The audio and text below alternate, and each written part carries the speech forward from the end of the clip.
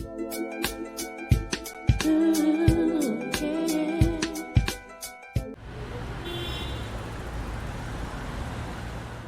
want to welcome you to Dream Chasers Radio with me, your host, Yaya Diamond. What's up, peoples? I want to welcome you also to Golden Room Media Conversations. I am telling you right now, I am having an amazing time, and I've already started. I mean, literally, I've already started. And I'm so sorry I didn't include you.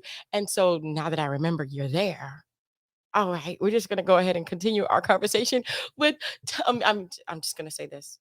Kareem Abdul-Jabbar loves this guy, and I love him too. What an amazing saxophone player he is, and I am just so excited to have Tony Exum Jr. on the show today. Welcome to the show. How are you? Doing great. Thank you for having me. It's an honor and a pleasure. I'm looking forward to this. It's going to be good. Oh, I'm looking forward to this too. Okay, so first of all, we were talking about this, but you got to tell everybody because I totally forgot they were there. I'm so sorry, guys. I'm so sorry, but I love you.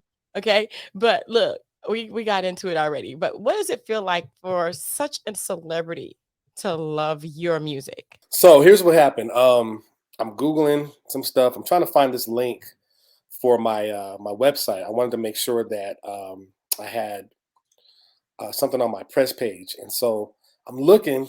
And sometimes, if you Google yourself, you'll find stuff that you didn't know was there. Like I found an old review one time from a previous single I put out. So I grabbed that, sent it to him, and then I saw this thing that said Kareem recommends, and then my name. I thought, what is that? I thought, okay, this might just be some blog site, just a combination of, some different things, somebody I didn't know about. I said, well, let me, it has my name on, let me check it out and see what it is. I clicked on it and it was his site. I verified it. I was like, wait a minute, he likes my song. And then I looked again and he gave this incredible review of my latest single, Everything.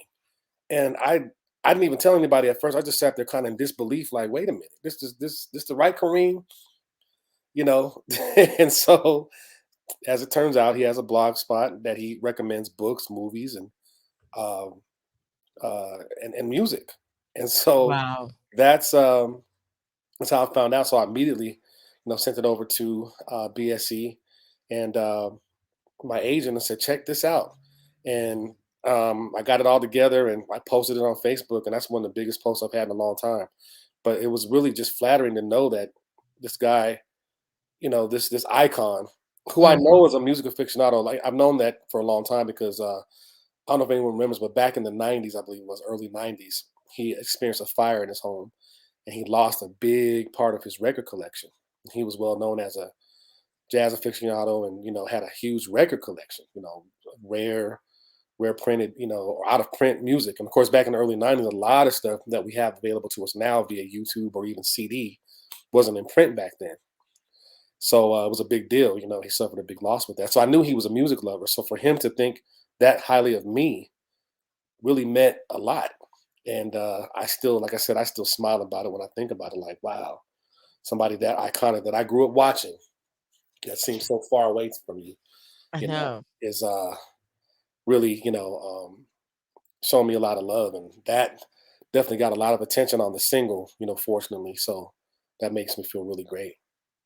Yeah, I mean, wow, wow. So let's go back a little bit. Okay. When did you begin to understand that you had this gift of, I wouldn't really say playing the saxophone. I would be like making it sing. um, I realized I had a gift when I was about 16 years old. I had already been playing the saxophone for some time. I was I started when I was 11. My uncle, mom's younger brother, was a saxophone player in the Fort Carson, Colorado Army band. He was an Army musician. He was stationed here in Colorado Springs, and so I used to watch him growing up before he even got into the Army when I was real little. So I heard the saxophone from word go, and um, grew up listening to back in those times. Not that I'm dating myself, but early '80s, late '70s, early '80s when I was a little boy. Um, Earth, Wind, and Fire was always being played around here, and Parliament-Funkadelic and Cameo and Slave and all the bands that had horns and stuff. So I heard that sound a lot. So, quite naturally, when it was time to pick an instrument for school, I wanted to be like my Uncle Larry. His name was Larry Francis Jr. And I chose sax, and he gave me his first horn that summer. It was '86. I was 11 years old. said, okay, man, here's a saxophone for you. He had it in the garage and it needed to be repaired and stuff, and got it fixed up. And that was my first sax. And I played in a school band, got in a jazz band in ninth grade. But right around 15 to 16, I realized it's something I wanted to do. After discovering the music of George Howard and Najee, and my mother already had me listening to Grover Washington Jr. growing up too. So, Mm. and some Charlie Parker as well. So I had some of the classics plus David Sanborn, who was my uncle's guy, Ronnie Laws, Record Brothers, stuff like that. So the sound was already in my head. Andrew Woolfolk, of course, Don Myrick, the sax players with Earth, Wind and Fire. All that stuff was in my brain, even as a 10, 11-year-old. So it just kind of transferred easily to me. So when I decided I wanted to do this, I was about 16 years old, and I started getting a little recognition around, high school for being able to play a little bit. And I started getting featured at like basketball games and football games. They literally put a mic out on the field, and we had this, I hate to say, we had this really super corny arrangement of Kenny G's Silhouette for high school band. Oh my God, it was terrible. But I had a soprano saxophone that he also gave me, got it fixed up. So whenever we would do that song, they put a mic out there and they say, Tony, this is going to be your feature. And they let me solo. And I would get recognition and screams from both sides of the field from the other team, and I saw, oh, wait a minute, maybe I can do this, That year, we didn't have a marching band. We had like a show band, a pep band. So, that was like my little feature. And then, all throughout high school, I was always the main soloist, in the jazz band and that kind of thing. So I knew then that it was okay for me to pursue music for my career. Oh, you got bit. Yeah. That's Oh, what that is. memories. You got bit by the book. And the biggest Yes, thing I find is that, saxophones are expensive. very, very, I especially mean, like, expensive. I mean, to yeah. get one as a gift to just have to fix it. Yeah, he hadn't played that in a while. He, had retired from music after he got out of the army, but it was still costly to even get it fixed up. It was an older horn. But I remember just, not too many people played soprano in high school. There was one other kid my junior year that had one. And I used to just look at his horn with awe, like, man, I'm gonna give me one of those one day. And so mine was, it had a very seasoned look because it was, it wasn't brand new and shiny, brass always, with saxophones, the lacquer is going to wear off after a certain amount of time. But those unlacquered horns sometimes have the most character, you know. Um, so I eventually got a new one later, but that's the one that, I remember having for quite some time, and it got me places, so Wow. soprano became my kind of ace in the hole as a saxophone Wow. And, player. like, they're different saxes, like, some of them like, I play in a band, and we have the horn band. I don't play sax, okay. I should not say play in the band. I sing Right. and they play. There you go. But I've seen the baritone one, it's, like, Yeah, huge. the huge one. Yeah, Oh big my sound. gosh. I mean, but what a sound. It's like, I mean, it comes out, it's like, yeah. It's like, Yeah, yeah. you Barry's can't Barry's do got a without it. unique sound to it. Oh, yeah, and then you Yeah. have the alto sax and the Mhm. soprano sax, so there are 3 different kinds, and Yeah. all of them are expensive, Mhm. especially the baritone one. That The one's new ones, I mean, huge. you're looking at 5, 6 grand just for even how can I say it? Not even a brand new. You can have a used, but still valuable horn. And saxophones, certain saxophones actually appreciate in value. So there are Mm, horns that are out there that are classic that coming from like Selmer or Yamaha that are still very expensive that are not brand new. The classic saxophone is the Mark Six Selmer, made in the 50s and 60s, and then depending on like even the serial number, it'll tell you the value of the horn. So some mm, serial numbers or models are more expensive than others. So they don't decrease; they get more expensive as they get older, depending on the brand. So you're gonna spend at least for a decent horn. Plan on spending at least a professional horn, not a student or intermediate model, because they have those too. A lot of people don't know that, but there's your student model, which is for developing fingers and hands, and you have the step up, as they call it, where a lot of high school students or maybe early college students might have those. I've had mine. And you have your professional horns that have the right size and they have the right ergonomics and they They have the engraving on them, different factors that, you know, um, allow them to sound a certain way. Now, that doesn't have anything to do with your skill set. It's not, if you can play, you can play. So, but you definitely have those different types of saxophones. You're going to put about 2 grand and two and a half, into a good horn. I'm gonna have to say, parents out there and kids out there that want to play the saxophone, you better be like all in it. To pay Yeah, $2,500, $2,000, that's a lot of right, money for some parents out there. Y'all do. I want to play the saxophone because I want girls. No. right. That's not the way to do it.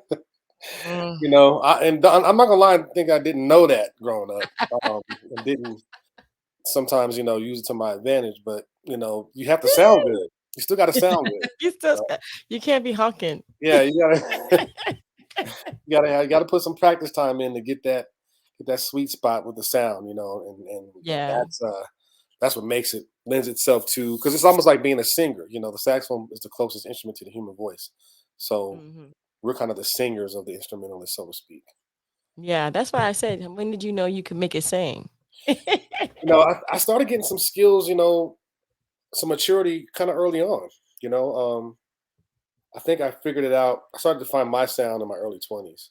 Um, but even now, it's still something that I work on. There's still some things that it's a marathon with this music, as you know, as a vocalist. It's always new things that you can do or discover or improve on or go back and clean up. I'm like in the process right now as a player, just a saxophone player, not as a recording artist, of going back and saying, okay, there's some things I struggled with in my younger years. I want to tighten those up now. So that's what I practice now. And I still practice every day. Wow, wow. Hmm. It's just an amazing thing to see the progress from, the beginning until now. What Yes. have you noticed besides that? What have Hmm. you noticed of your playing, of your manipulation, of your tone, Oh that man. you really, really are very happy that you got a hold of? Um, I would have to say that having a distinctive sound, like being able for people to come up to me and say, you know what, I was listening to something and I knew it was you. To recognize your sound. There's so many saxophone players out there, a lot of great ones. A lot of really, really great ones, and even my generation. Some of my peers in contemporary, smooth jazz, who have huge, tremendous sounds. That are just amazing players. So to be able to have someone or people, at times say, you know what, I heard this piece of music and it reminded me of you, or I actually heard a song on such and such radio station. I knew it was you. That's what you're all trying to get. That's the goal, is to have that individual timbre to your instrument, something about it that makes you a little different. And so I got a really big compliment from someone who's considered a contemporary jazz legend, a guy by the name of Ken Navarro, and he's a guitarist. Ken's been around for years. Ken told another artist friend of mine, says, "Man, Tony, he's got one of the most beautiful, one of the best soprano sounds in the business." And I thought, wow. And then this one guy who's a great saxophone player, his name's Will Donato. He and I had become like family. But I remember when I first met him, he said, dude, I heard you play. He's like, you're the next George Howard. I was like, Oh my God. wow, thank Wow. you. So that's Wow. that makes me happy when I know that I have maybe found that lane. Um, but from a technical standpoint, I want to be faster. I want to be, I'm working on more of my traditional jazz chops nowadays. So there's always new concepts and new things to discover and enhance your playing. Like I said, it's a marathon. There's always something you can. That's why guys can play for so many years and still practice, because there's just Yeah. music is so infinite. There's so much to learn, and it takes a lifetime to even touch it. So I'm still that guy. I'm still that student of the horn to this day. And that's important to say. I mean, literally, that's so important to know when it comes to, the young ones coming up. They think that they got it. They ain't got Right. to practice. No, practice for what? No, Yeah. no, no, darling. You still got to practice. I mean, there are new songs, new techniques, Mhm. and you have new songs out. Tell me Yes. about the latest one that you have out today. So the latest one is it's a personal favorite. I like some of my best work to date. It's called Everything, and it's totally me. It's smooth, but it's really funky and kind of hard edge. I've always kind of maintained that kind of balance, that kind of dichotomy in my playing, in my approach. So um, it's got a really beautiful, chord changes. The hook, that bass line is crazy. I got my label mate Erica Kane singing the hook, giving it that sweetness on top. And it's one of those songs that, like Kareem says, like if you put this song on when you're driving, you're not going to care how long it takes you to get there. That's one of the biggest compliments I've ever received in my life. Wow. That was crazy. So it's definitely high energy, and it's something that you can work out to, something that you can cook to, clean the house to, or just makes you want to dance. And I've seen that happen too. I went to a club one time here in Colorado, and I walked in, and the DJ that was there, saw me, and he threw the song on, and I didn't say anything. I just kind of watched people's reactions, and folks got up and started dancing, Ha. and I it's love it when on the that record, happens. so that's great. Yeah, I definitely love that when that happens, when people just get up, when I can just get up and just go out and dance, and Yeah, there's no question that this is moving my feet, like, I can't yeah. sit still. And I always want to make music that you could, not music that you could necessarily dance to, but music that makes you want to dance. I think there's a difference there. So Oh, that, yeah. I definitely accomplished that with everything. And then my label mate Erica Kane and I collaborated on a classic, you know, um, Isley Brothers tune, or a lot of people. It depends on your generation, because our elders know it from the Isley Brothers, but our generation knows it from Aaliyah. That's a song called "At Your Best, You Are Loved." Mhm. So we put our spin on that, and I threw some really cool soprano sax behind her, so we kind of have like this wordplay between the horn and the vocals, kind of a male female touch. And I played it as like a way of answering her as she's singing to me, so I'm kind of having a conversation. Uh, and gave the song a different feel to throw sax on it. None of the other remakes out there that I know of. I know other horn players that remade the song instrumentally, but to have the vocal sax, female vocal saxophone combination is always cool. People have always liked that, kind of reminiscent of like when Kenny G and Tony Braxton got together a few, back in the '90s. So we did that, and that's got a little buzz to it. Erica Kane's been around for a while, so I was very Yeah. happy to collaborate with her, and it's doing well. Awesome, Yeah, awesome. I am just so happy for you.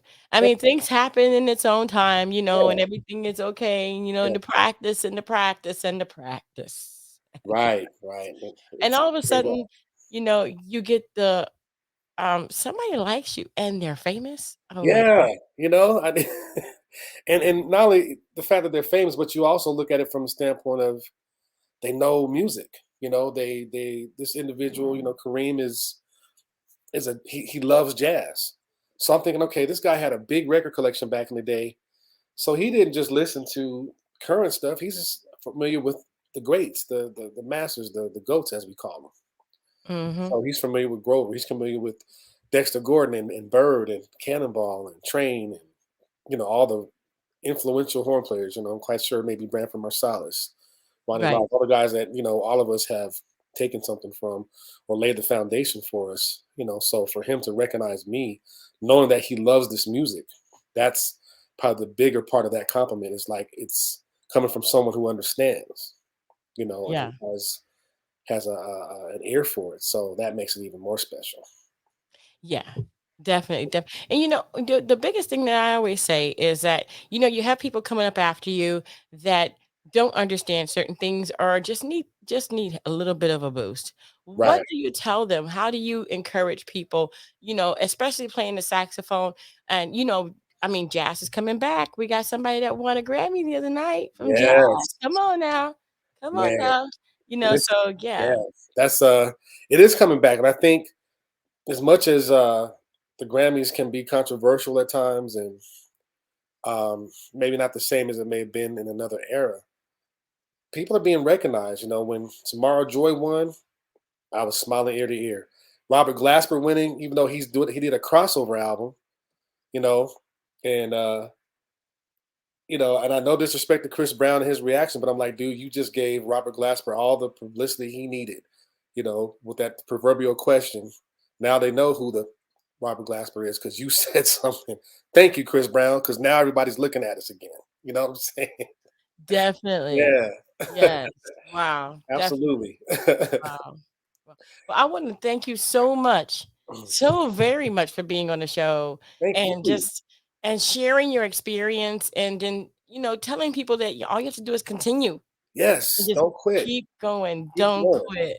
Keep going, and just remember that when someone said it to me when I was younger, said it's a marathon, not a sprint. I just kept that close to heart, and things will come. Life throws all kinds of curveballs at us, outside of music, inside of music. And you try to separate the two. Sometimes they both get in each other's way, but that's okay because that's the stuff that you put into your music. And one day, whatever I was going through maybe 7 years ago is going to come out on a solo.